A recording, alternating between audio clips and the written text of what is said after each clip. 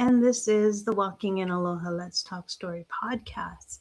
And sometimes I come in and I just hop in and start talking. Other times I have guests on, and today I am just hopping in. So I'm actually supposed to be at work right now, and I decided to call out because I was not feeling good and everything like that. And I have a brain aneurysm. And some days things are fine. Other days I am like so exhausted. Um, and I don't know why. It just happens. Um, and today I decided that I wasn't going to go into work because I just was not feeling well. And I was able to share in a event that was at um, the sandbox, and it was this morning. And usually, when the Inspire Collectives has an event, I can go from the event in the morning and I get home at 1 o'clock, get ready, and turn around and go to work. Well, it wasn't happening today. So, anyway, I am here. And that's just how things are sometimes. And it's okay. I make the most of everything and it's great. But as I was saying, the event today was really, really nice. My friend Amari, she shared her story. Incredible, incredible speaker. And she's one of the authors in The Voices of Aloha, the anthologies that I just put out um, with 11 other authors last month. So it was really nice to hear her story in real life and not just on paper. And I knew a part of her story, but just to share that with her. And then I was able to share a bit about my testimony. Um, I didn't share the whole thing, but it was really nice to have the women actually come up to me and tell me how much it was impactful for them and how touching it was, and just so good to hear. And then people pray for you know and I hopped on a coaching call with one of the coaches for Kingdom Builders Academy.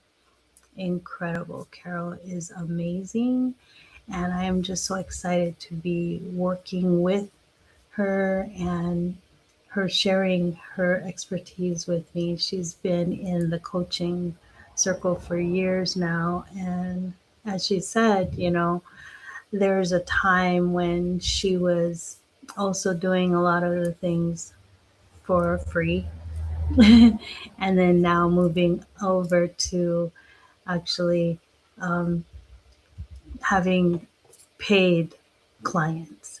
And that's one thing that I really like, and I'm working towards that in what I'm doing, because it my message, it's just so, I mean, it has developed in such a way that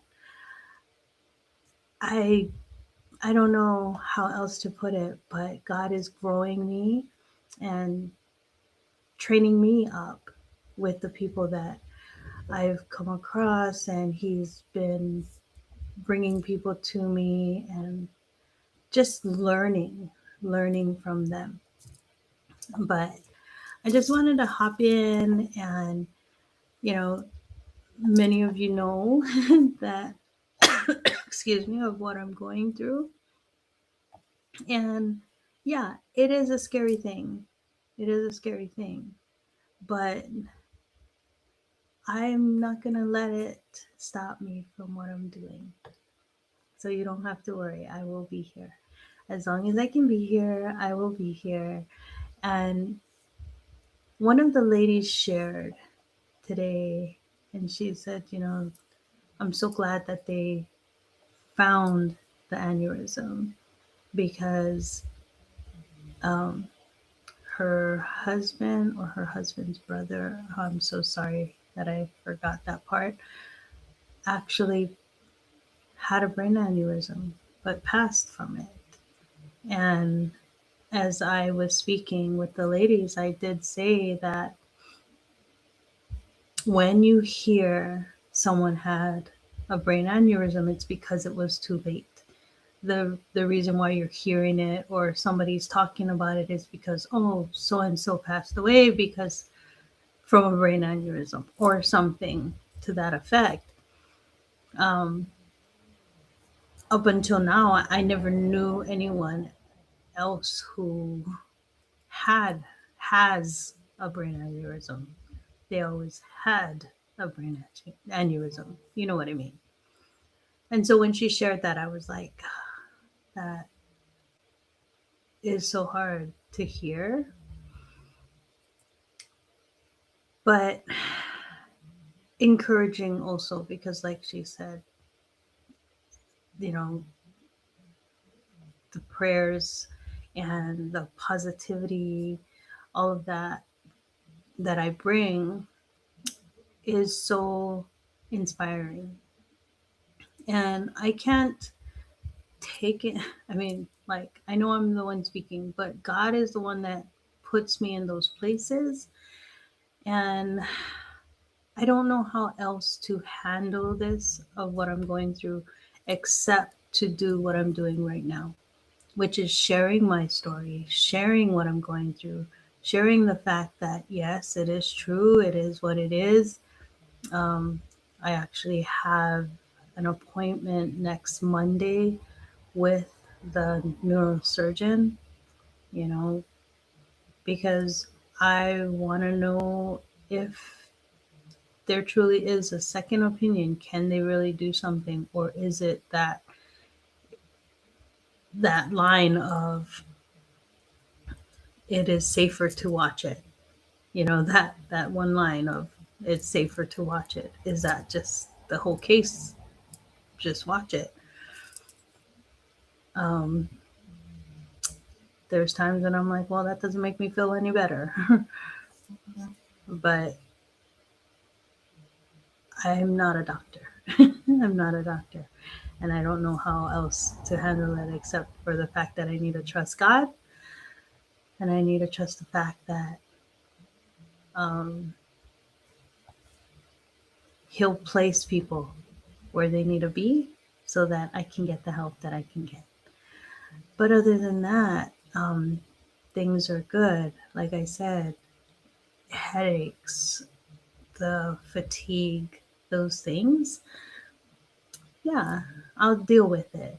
Um, if I go to work 3 days in a row and then on the fourth day I'm like, I just can't, then I just can't. I'll go to work on the fifth day, things like that. It is what it is, but I have to do what I got to do, right? And so, yeah, all of the documentations are being processed as we speak, the FMLA and all of those things, because people sometimes don't understand. Sometimes they look at you and they're like, you look fine. That is the hard thing about the disabilities and the diseases that can't be seen. You can't see it, you know? So it is, sorry, I have something that just popped up on my screen. I guess there's oh, now it's just popping up more things. Apologize for that. Um, my printer somehow wants to get updated in the middle of me talking. I don't know what happened. Anyway, it just popped up. So, as I said, Sometimes I come in just to come in and check up on everyone and let you know how I'm doing and let you know what I'm doing. Um, and sometimes I come in and I have a guest, and I love having my guests on, um, doing those interviews with them from all over the world. I've been blessed to speak to people literally all over the world: Saudi Arabia, Spain, Africa, and Canada, and just all over.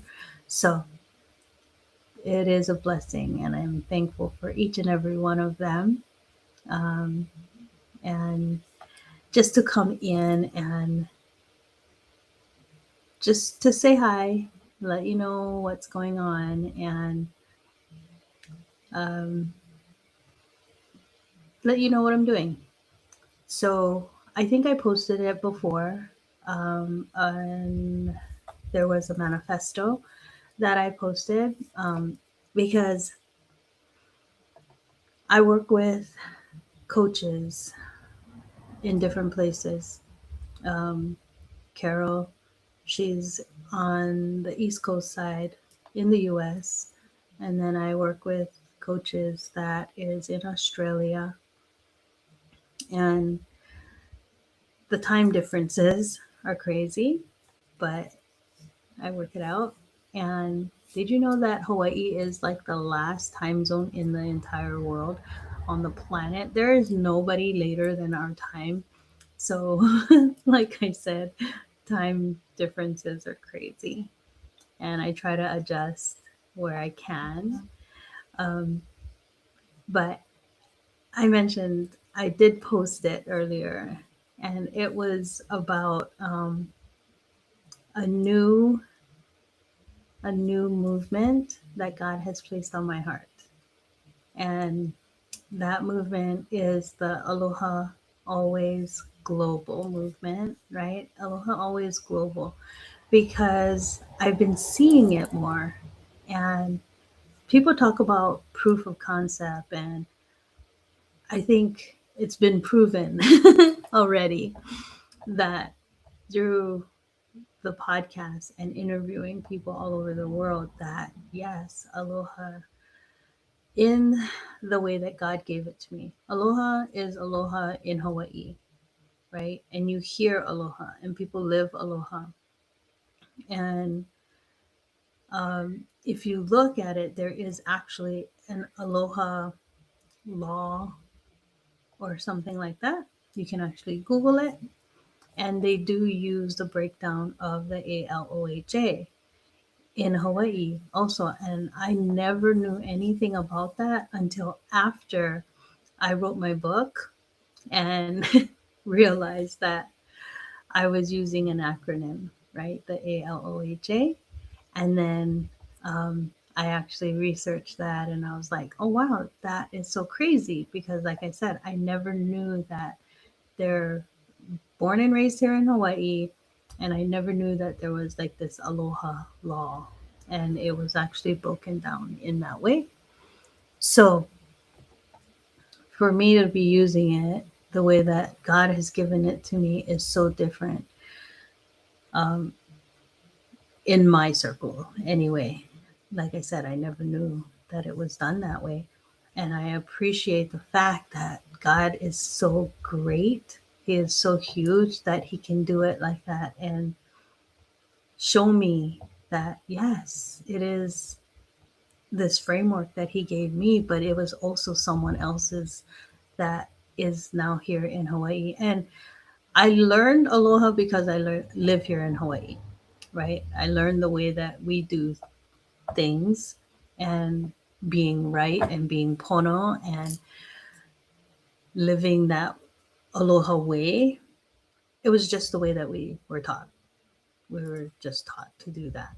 Um, Never explained out, never, taught that way, but you just lived it because you're here in Hawaii, and you do something wrong, or you do something, you know, that goes outside of the aloha way, people will tell you. They'll be like, yeah, that wasn't pono. Anyway, but for me, the affirmations and actions, leadership and love, overcoming obstacles, health and healing, and the acute awareness, that is the aloha framework that I've been given, and I've shared it with people all over the world.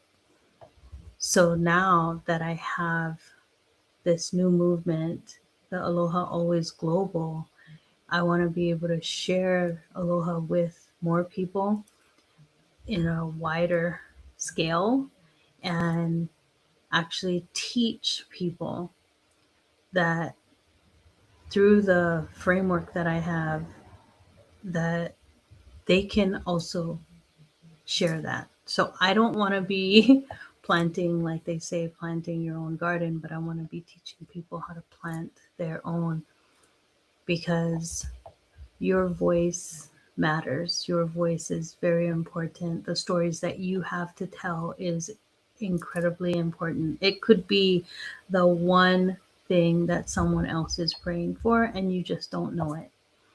Because as long as you keep it inside or keep it hidden, that person who is wanting your story, or needing, not wanting, but needing your story, needing you to share your breakthroughs of how you got from point A to point B, and what what is the way that you walk through that, it could be so empowering to someone else. And that is what I want to share in the Aloha Always global movement. So there's just a lot of pieces that's coming together, and you know, don't be surprised if you get a call from me and be like, hey, you know what, I'm working on this stuff, so if you can help me out, yeah, can you like kukua to this project that I'm doing? And it's just because we're never meant to be alone. We're not meant to do things on our own and alone. It's always better in a community, always better when you got the help of other people. And that's just the way that I know that God is calling me to do it. And working, like I said, with my coaches and things like that, I know that what I'm doing, people see what I'm doing, and there's a, I guess, like, as a professional, right? As a professional, there's just things that we need to do, and things that we need to put in place. So I love the fact that now I'm an international speaker. I love the fact that I've published now 4 books. And in the last two, other people, other people became authors. And that is so special to me, because, like, I was told that I am now becoming the multiplier, and that sharing my story and sharing how I've done things and how I've gotten through things can now help someone else. So, yeah, I love what I'm doing, and I'll continue to do it until I can't. So, thank you for joining me here today and just hanging out with me for a bit and listening to me chat. But be on the lookout for things like that, the things that I'm doing, the projects that I'm doing, and be a part of it. And it is my ask that if you do get a call from me or whatever, you know, and if you could help me out in this area, please feel free to do so, because like I said, we're not meant to do any of this alone. And I am so glad for the ohana that I have through all of this, through the speaking, through the writing, through all of it. um, God has shown me that the reach is going further than I ever believed. So until next time, mahalo for coming and staying a bit and talking story. Until next time, ahui ho.